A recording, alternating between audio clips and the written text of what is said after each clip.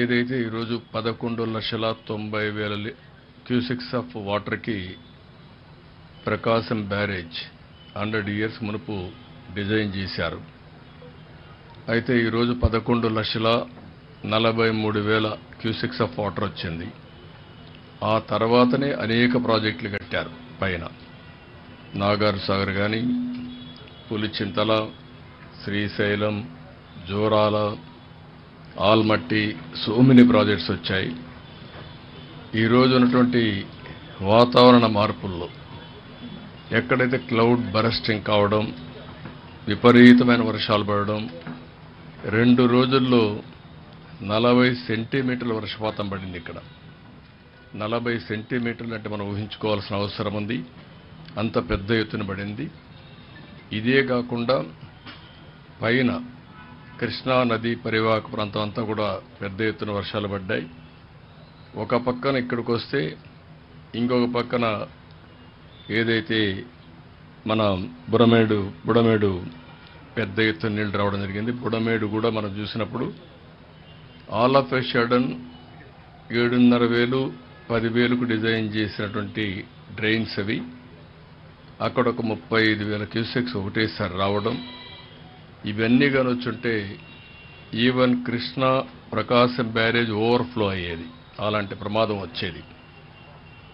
అయితే అక్కడ కూడా మనం చూసినప్పుడు ఒక పక్క చరిత్రలో ఎప్పుడూ పడని వర్షాలు పడడం, ఊహించని వర్షాలు రావడం, అదే సమయంలో మానవ తప్పిదం కూడా.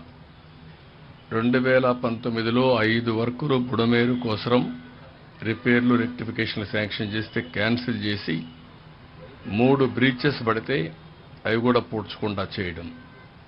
ఒక పక్క ఇది ఒక ఫ్లాష్ ఫ్లడ్స్ ఇక్కడ రావడం, ఒక పక్కన కృష్ణానదిలో పెద్ద వర్షాలు రావడం, దానివల్ల పెద్ద డివాస్టేషన్ జరిగింది. ఇప్పటికే ఒక టెక్నికల్ టీం కూడా వచ్చారు, వాళ్ళు కూడా అనలైజ్ చేస్తున్నారు.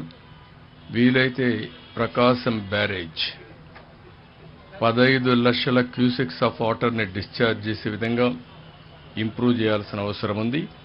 ఇంకొక పక్కన బండ్స్ కూడా స్ట్రెంగ్తన్ చేయాల్సిన అవసరం ఉంది. అవన్నీ కూడా చాలా డీటెయిల్డ్గా జరిగిన నష్టమంతా వారికి చెప్పాం. ఒక పక్కన ఇది చేస్తూనే విజయవాడ టౌన్ మొత్తం అతలాకుతలం అయిపోయే పరిస్థితి వచ్చింది.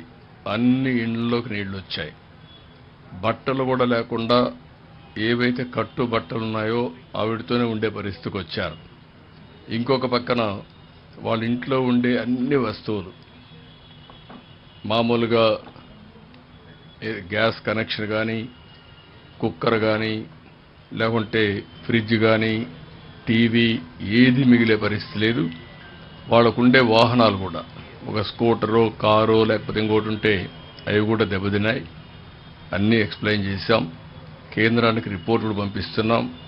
ఈరోజు బ్రీచ్ని క్లోజ్ చేయడానికి ఆర్మీ కూడా వస్తున్నారు. వాళ్ళు కూడా 8 గంటలకు వచ్చి మనం చేసే ఎఫర్ట్స్కి వారి యొక్క బెస్ట్ ప్రాక్టీసెస్ కానీ బెటర్ ఎక్విప్మెంట్తో వస్తున్నారు. ఎన్ని ప్రయత్నాలు చేయాలనో అన్ని ప్రయత్నాలు చేస్తున్నాం. అన్ని విషయాలు కేంద్ర మంత్రి గారు చూశారు. నేను ఎప్పటికప్పుడు మీకు ఎక్స్ప్లెయిన్ చేస్తున్నాను. ఈ విల్ ఎక్స్ప్లెయిన్ నౌ. ఆయన మిగిలిన డీటెయిల్స్ చెప్తారు. దాన్ని బేస్ చేసుకుని మనం మాట్లాడుకుందాం.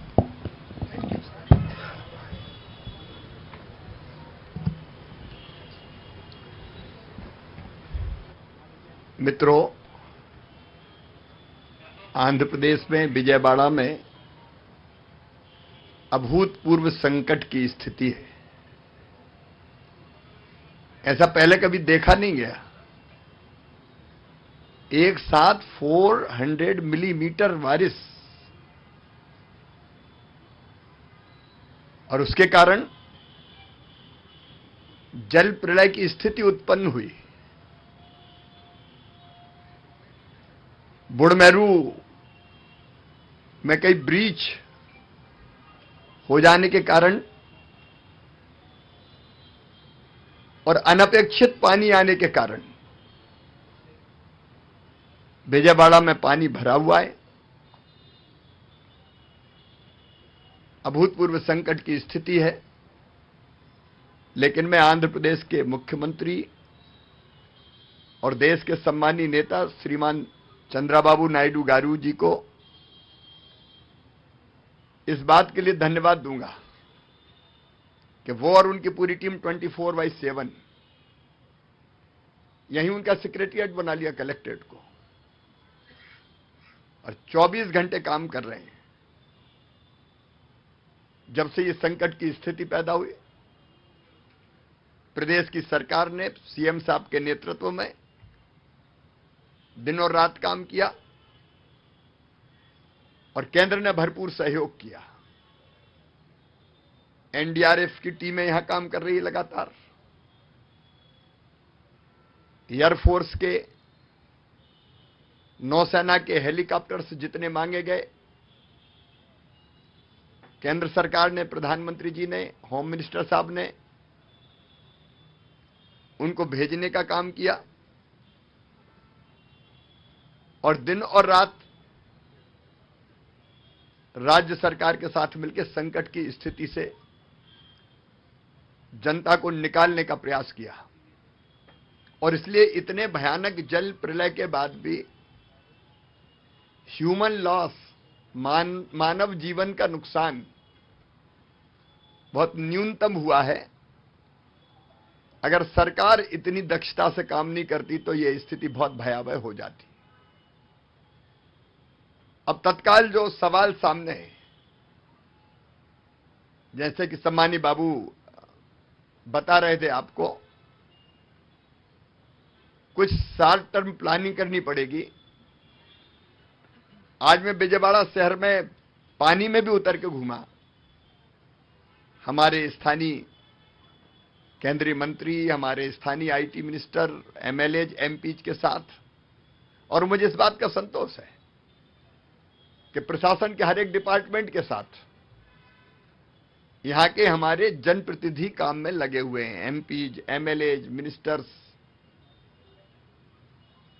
और अलग अलग वार्ड को एक एक जिम्मेदार आईएएस अफसर के हवाले किया गया है। मैंने लोगों से जाके चर्चा की तो तकलीफ तो है, 5 दिन हो गए पानी भरे हुए, लेकिन बावजूद इसके चाहे फूड पैकेट्स हो, दूध का, मिल्क का इंतजाम हो, पीने का पानी हो। ड्रोन से पहली बार सदा आंध्र प्रदेश में आपके लीडरशिप में यह प्रयोग हुआ है। ड्रोन से फूड पैकेट्स, मिल्क पैकेट्स ये ड्रॉप किए गए, लोगों तक पहुंचाने का प्रयास किया गया है और लोगों ने बताया कि मिल रहा है उनको। और एक टीम लगातार फोन करके पूछ रही है, जिसकी मॉनिटरिंग स्वयं चीफ मिनिस्टर साहब कर रहे हैं। तो लोगों की संतुष्टि का स्तर कि हमको मिल रहा है वो बहुत ऊंचा है। लेकिन संकट तो अभूतपूर्व है। जहां से पानी निकल गया है वहां युद्ध स्तर पर सैनिटेशन का काम, जो घरों के अंदर मलबा है, मड है, उसको साफ करने का काम, पानी से धोने का काम भी लगातार हो रहा है। पशु मारे गए तो एनिमल हस्बेंड्री की टीम भी लगातार काम कर रही है। और जो बुढ़मेरू ब्रिज है, जल्दी वो बंद हो, उसके लिए आर्मी, जैसा आपने बताया, कॉल की गई है और वो जल्दी पहुंचने वाली है, क्योंकि उस पानी का, जब तक वो पानी बंद नहीं होगा तो ये संकट यहां बना रहेगा और कुछ प्रश्नों पे और विचार करना पड़ेगा। जैसे आपने कहा, प्रकाशम बैराज 17 इयर्स पुराना है, 70 साल, 70, लेकिन उसमें से कितना पानी डिस्चार्ज होगा उसकी सीमा पहले तय थी। लगभग 11 लाख क्यूसिक, 11.9, लेकिन 12 लाख के ऊपर पानी एक साथ आ गया। मैंने टकराई हुई बोट देखी, वो तो बड़े संकट से बच गए। और इसलिए टेक्निकली इस डिस्चार्ज को कैसे बढ़ाया जाए, उसके लिए हमारे होम मिनिस्टर श्रीमान अमित शाह जी ने, आपने मांगी, टीम भी भेजी है। तो कुछ तो ऐसी जो लॉन्ग टर्म प्लानिंग करनी होगी।